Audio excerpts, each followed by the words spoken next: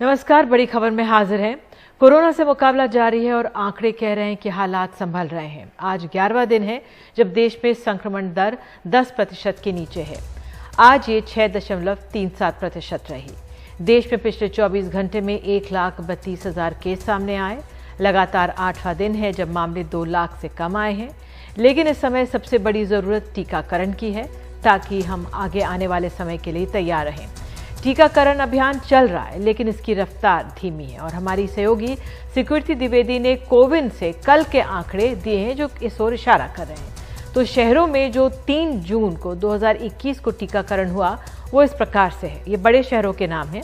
बेंगलुरु में 95,512 टीके लगे, मुंबई में 53,302, कोलकाता में 53,240, दिल्ली में 53,035, हैदराबाद में 43,081, अहमदाबाद में 38,178, चेन्नई में 25,613, भोपाल में 28,031, पटना में 22,582, लखनऊ में 20,496, तिरुवनंतपुरम में 12,317, जयपुर में 11,945 और चंडीगढ़ में महज 5,908 टीके लगे।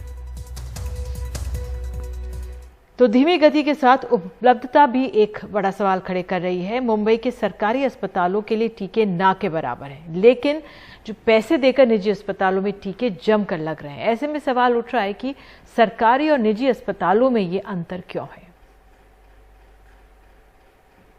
के इस लगभग खाली पड़े बीकेसी वैक्सीनेशन सेंटर में अप्रैल तक टीकाकरण के लिए लंबी भीड़ लगती थी, लेकिन अब गिने चुने लोग दिख रहे हैं। शुक्रवार के दिन स्लॉट बुक कर चुके लोगों को ही टीका दिया जा रहा है। विनायक काकड़े 60 किलोमीटर दूर वसई से वैक्सीन लगाने पहुंचे हैं। स्लॉट भी रात 2 बजे बुक हुआ है। तने भी अपने 2 साथियों के साथ यहां वैक्सीन लेने पहुंचे। रेट में क्या रेट भी दिखते हैं? 1100, 1800, कोई 2000 भी ले रहा है, कोई 800 भी ले रहा है। It's depend on the area and the hospital. ये गलत है कि rates should be uniform. Government ने ध्यान रखना चाहिए कि रेट एक ही देने चाहिए सब लोग को। हम पिछले 3-4 दिनों से कोशिश कर रहे थे। शुरुआत में हमें स्लॉट नहीं मिल रहे थे।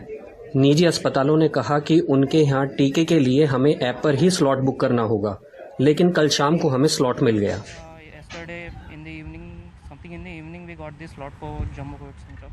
सरकारी अस्पतालों की तुलना में निजी अस्पतालों में ज्यादा टीके दिए जा रहे हैं। मुंबई के आंकड़ों पर नजर डालें तो 2 जून को मुंबई में हुए कुल 49,833 टीकाकरण में से 44,323 टीके निजी अस्पतालों में लगे। तो वहीं 1 जून को मुंबई में हुए कुल 48,387 टीकाकरण में से 37,934 टीके निजी अस्पतालों में लगे। 31 मई की अगर बात करें तो मुंबई में कुल 86,887 टीकाकरण हुआ और उसमें से 64,610 टीके निजी अस्पतालों में लगे। और 29 मई को मुंबई में हुए कुल 55,843 टीकाकरण में से 38,924 टीके निजी अस्पताल में लगे। वैक्सीन का जो अलॉटमेंट है केंद्र शासन ने तय किया है। 50% केंद्र शासन अपने पास रखता है, 50% में राज्य शासन और निजी अस्पतालों को भी उन्होंने कोटा दे रखा है। तो निजी अस्पतालों का जो कोटा है वो उनको मिलता है, उसमें वैक्सीनेशन प्रक्रिया जारी रखते हैं। निजी अस्पतालों में पेड फैसिलिटी है और जो पब्लिक अस्पताल है हमने ये निर्णय लिया है जो हमारे अस्पताल में जो वैक्सीन होगा वो फ्री ऑफ चार्ज रहेगा। बीएमसी का उसमें कोई रूल नहीं, सिर्फ हमने जैसा केंद्र शासन ने हमको ये कहा था इनको परमिशन दो, तो उनको सीवीसी, प्राइवेट सीवीसी हमने डिक्लेयर किया है, प्राइवेट कोविड वैक्सीनेशन सेंटर उनको हमने अलाउ किया है और उसके मुताबिक वो काम करता है। निजी अस्पतालों में ज्यादा टीका मिलने का मतलब ये है कि जिसके पास पैसा है उसे टीका मिलेगा।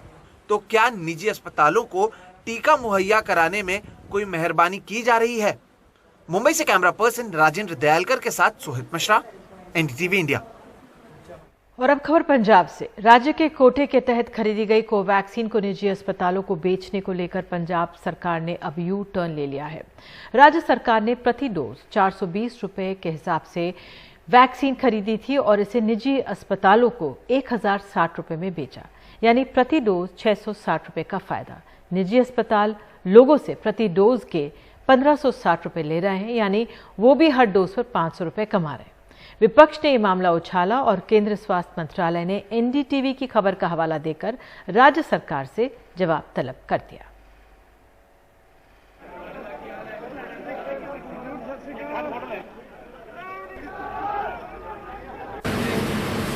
निजी अस्पतालों में टीके लग रहे हैं, लेकिन सरकारी केंद्रों में टीका लगवाने के लिए लोग कोशिश कर रहे हैं, लेकिन मायूसी ही हाथ आ रही है। कुछ टाइम पहले तक तो अभी यही था, गवर्नमेंट हॉस्पिटल्स में 45+ की वैक्सीनेशन हो रही थी और प्राइवेट में 18+।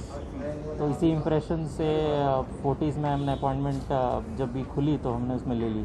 एनडीटीवी ने खबर दिखाई कि किस तरह पंजाब सरकार ने मुनाफे पर टीके निजी अस्पतालों को बेच दिए। इसके फौरन बाद राज्य सरकार ने इस सौदे से हाथ खींच लिया। अब निजी अस्पताल राज्य सरकार को सारे टीके वापस करेंगे। जिन टीकों का इस्तेमाल किया जा चुका है उन्हें भी निर्माताओं से खरीद कर वापस करना होगा। दरअसल अफसरों ने यह जानकारी दी थी कि पंजाब सरकार ने टीके खरीद कर निजी अस्पतालों को बेच दिए। पंजाब को 420 रुपए प्रति डोज पर 1 लाख से अधिक को वैक्सीन मिली थी। 40,000 डोज निजी अस्पतालों को करीब 1,060 रुपए प्रति डोज के दाम पर बेच दी गई। निजी अस्पताल अब उसे 1500 से ऊपर प्रति डोज पर टीका लगा रहे हैं। तो मेरे कंट्रोल मेरे हाथ में नहीं है। स्वास्थ्य मंत्री ने बताया कि उन्हें इस बात की खबर नहीं थी और मामले की जांच होगी। मेरे हाथ में तो सिर्फ जो हॉस्पिटल ओवर चार्जिंग करते हैं उनको मैं देखता हूँ, प्लस जो ट्रीटमेंट होता है उसको देखता हूँ, जो टेस्टिंग सैंपलिंग गांव में होती है, शहर में होती है, कैंप लगते हैं वैक्सीनेशन के, वो मैं देखता हूँ। कि हमने अपने चीफ सेक्रेटरी को डेजिग्नेट किया हुआ है, वो सारा चीज देखते हैं और आगे नोडल अफसरों ने बना रखे हैं। जैसे ऑक्सीजन के लिए राहुल तिवारी है, तो वैक्सीनेशन के लिए विकास गर्ग है। इस मामले में अफसरशाही की गलती है, जिसकी भी होएगी उसको जरूर इसका। विपक्ष कहता है कि एक बड़ा घोटाला है। सारे पंजाबियों को दसना चाहना है कि वैक्सीन हैगे है, पर पंजाब सरकार लुटन ते लगी है। जेड़ी वैक्सीन पंजाब सरकार खरीद रही है वो 400 रुपये ते खरीदी है। 400 रुपये का एक डोज, एक इंजैक्शन। 400 ਦਾ वैक्सीन पंजाब सरकार प्राइवेट हॉस्पिटलों ਨੂੰ 1060 ਦਾ मिल रही है। प्राइवेट हॉस्पिटल अगे आई वैक्सीन कोई 1500 ਦਾ ला रहा है, कोई 1700 ਦਾ ला रहा है, कोई 2000 ਦਾ ला रहा है। पंजाब सरकार ने फैसला वापस ले लिया है, लेकिन ये वाकई जांच का विषय है कि आखिर स्वास्थ्य मंत्री की जानकारी के बगैर ये फैसला हुआ कैसे। केंद्रीय स्वास्थ्य मंत्रालय ने एनडीटीवी की खबर का हवाला देते हुए पंजाब सरकार को एक पत्र लिखकर इस पर स्पष्टीकरण मांगा है। हालांकि केंद्र ने राज्य से अभी ये जवाब मांगा है कि ऐसे वैक्सीन सेलिंग कंट्रोवर्सी क्यों हुई, लेकिन एक ऐसे समय में जब पंजाब जो है राष्ट्र में सबसे ज्यादा कोविड के मृत्यु दर को रिपोर्ट कर रहा हो, ये पूरी एक्टिविटी और एपिसोड कहीं ना कहीं पंजाब में कोविड के मिसमैनेजमेंट या वैक्सीन के मिसमैनेजमेंट को जरूर दर्शाता है। चंडीगढ़ से मोहम्मद गजाली, एनडीटीवी इंडिया। मध्य प्रदेश में कोरोना के दौर में 18 घंटे मरीजों की सेवा में जुटे करीब 3,500 जूनियर डॉक्टर्स ने इस्तीफा दे दिया है। कल जबलपुर हाई कोर्ट ने जूनियर डॉक्टर्स पर सख्त टिप्पणी करते हुए कहा था कि आप डॉक्टर बनते समय मरीजों की सेवा की शपथ लेते हैं, लेकिन आप इस शपथ को भूल चुके हैं। लेकिन हमें अपनी शपथ याद है, इसलिए 24 घंटे में काम पर लौटे। हाई कोर्ट ने यह भी कहा था कि आदेश न मानने पर सरकार को सख्त कार्रवाई की छूट है, जिसके बाद डॉक्टर्स ने इस्तीफा दे दिया। सरकार डरती है, पुलिस को आगे करती है। 1 2 3 4 बंद करो ये अत्याचार। जिंदाबाद। मध्य प्रदेश हाईकोर्ट के आदेश के बावजूद राज्य में जूनियर डॉक्टर काम पर नहीं लौटे। इसे कोर्ट के आदेश की अवमानना मानते हुए गुरुवार शाम को जबलपुर मेडिकल यूनिवर्सिटी ने पीजी फाइनल ईयर के 467 डॉक्टरों के नामांकन रद्द कर दिए। विरोध में 3,500 मेडिकल छात्रों ने सामूहिक इस्तीफा दे दिया। डॉक्टर कह रहे हैं सरकार उन्हें तंग कर रही है, वो आपदा का अवसर नहीं उठा रहे। हमारे लिए जब हम यहाँ पे खुद इन्फेक्ट हो जाते हैं काम करते हुए, हमारे परिजन इन्फेक्टेड हो जाते हैं, तो उनके लिए कोई भी तरह की बेड की व्यवस्था नहीं है। हम बाहर ले जाना पड़ता है या हम होम क्वारंटीन होते हैं इस तरह से दूसरे लोगों को। इसके अलावा स्टाइफंड की जो बात बार बार की जा रही है, तो स्टाइफंड हमारा प्रमुख मुद्दा नहीं, ये वादा सरकार की तरफ से किया गया है। हमारे डॉक्टर हरीश पाठक के घर पे पुलिस भेजी गई रात के 10 बजे। सिंगरौली पुलिस रात के 10-11 बजे गई, उनके माता पिता को डराया धमकाया गया। बहुत सारे रेसिडेंट ऐसे हैं जिनके घर पर पुलिस पूछताछ के लिए गई है कि वो कहाँ है। तो जब पीक टाइम था, 6 मई को पीक टाइम था, 8 अप्रैल को जब उन्होंने बोला था हमने स्ट्राइक की, तो हमने उसी टाइम पे उनके आश्वासन पे भी हमने मान लिया। तब हम पूरे टाइम, और अभी ऑलमोस्ट बहुत ज्यादा केसेस कम हो गए। सरकार कह रही है वो हर बात मान चुकी है, लेकिन अगर डॉक्टर गांव में काम नहीं करने की शर्त पर अड़े रहेंगे तो गांव का क्या होगा। हम ये व्यवस्था तक लागू करने को तैयार हो गए थे कि हर साल हम 6% बढ़ा देंगे। इस पैंडेमिक में मरीजों की ब्लैकमेलिंग ठीक नहीं है। डॉक्टरों की पहली मांग है स्टाइपेंड में 24% बढ़ोतरी हो। इसे 68,200, 70,680 और 73,160 रुपए करे, जो अभी 55,000, 57,000 और 59,000 है। सरकार कहती है 17% वृद्धि मंजूर है, 24% नहीं। दूसरी मांग है स्टाइपेंड में हर साल 6% की बढ़ोतरी की जाए। सरकार ने इसे पहले ही मंजूर कर लिया है। तीसरी मांग है कि पीजी के बाद 1 साल के ग्रामीण ड्यूटी बॉन्ड को कोविड की ड्यूटी के बदले हटाने के लिए कमेटी बने। कमेटी में जेडीए के प्रतिनिधि भी हों। सरकार कहती है ये मांग अनुचित है। अगर इसे माना तो गांव में स्पेशलिस्ट डॉक्टरों का इलाज नहीं मिल पाएगा। चौथी मांग है कोविड ड्यूटी वाले जूडा को 10 नंबर का गेजेटेड सर्टिफिकेट दें ताकि सरकारी नौकरी में फायदा हो। सरकार कहती है मांग अनुचित है क्योंकि महामारी में सेवाएं देना सभी शासकीय चिकित्सक का मूल कर्तव्य है। पांचवी मांग है कोविड ड्यूटी करने वाले जूडा और उनके परिजनों के लिए अस्पताल में अलग बेड रिजर्व किए जाएं, इलाज में प्राथमिकता मिले और पूरा इलाज मुफ्त हो। सरकार कहती है डॉक्टरों के लिए 10% कोविड बेड रिजर्व किए गए हैं, परिजनों को जन सामान्य जैसी सुविधा है। छठी मांग है कोविड ड्यूटी वाले जूडा को सुरक्षा दें। सरकार कहती है सभी मेडिकल कॉलेजों में पुलिस चौकी बनाने के निर्देश दिए गए हैं। सरकार और डॉक्टरों की तकरार में शकुन बाबूलाल जैसे कई मरीज हैं जो बुरी तरह से परेशान हो रहे हैं। अरे बेटा बहुत ज़्यादा आ रही है, वहाँ जाओ वहाँ बैठेंगे डॉक्टर, वहाँ बैठे कहीं नहीं मिल रहा है। ये पैंडेमिक टाइम में आई थिंक मुझे नहीं लगता कि उन्हें हड़ताल करना चाहिए थी। हाईकोर्ट ने कह दिया हड़ताल गैर कानूनी है। बावजूद इसके 14,160 रुपये स्टाइपेंड बढ़ाने जैसी 6 मांगों को लेकर पिछले 6 दिनों से डॉक्टर हड़ताल पर हैं और अब सुप्रीम कोर्ट जाने की तैयारी कर रहे हैं। भोपाल से कैमरा पर्सन रिजवान खान के साथ अनुराग द्वारी, एनडीटीवी इंडिया। और बड़ी खबर में आगे है आला कमान की बनाई कमेटी के सामने कैप्टन अमरिंदर सिंह ने की अपने मन की बात। खत्म होगी पार्टी की आंतरिक कलह।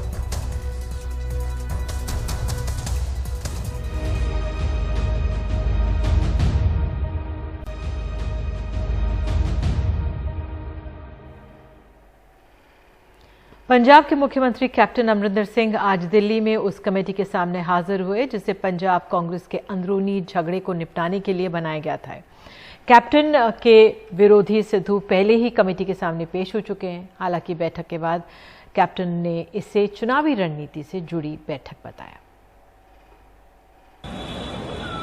पंजाब के मुख्यमंत्री कैप्टन अमरिंदर सिंह अपने लाव लश्कर के साथ सुबह 11 बजे से पहले ही मीटिंग के लिए पहुंच गए। पंजाब इकाई को लेकर कांग्रेस की ये बैठक 3 दिन ही चलनी थी, लेकिन कैप्टन की वजह से इसे 2 दिन और बढ़ानी पड़ी। कांग्रेस के इस वॉर रूम में 3 सदस्यीय कमेटी के साथ तकरीबन 3 घंटा बिताने के बाद कैप्टन अमरिंदर सिंह जब बाहर आए तो उन्होंने किसी भी आंतरिक बात के खुलासे से साफ मना कर दिया और कहा कि ये बैठक रणनीति तय करने के लिए थी। लेकिन सूत्र बताते हैं कि वे अपने साथ इस तरह के तथ्य और दस्तावेजी सबूत लेकर आए थे जिसके जरिए वो सिद्धू का पत्ता काटने की कोशिश में जुटे हुए हैं।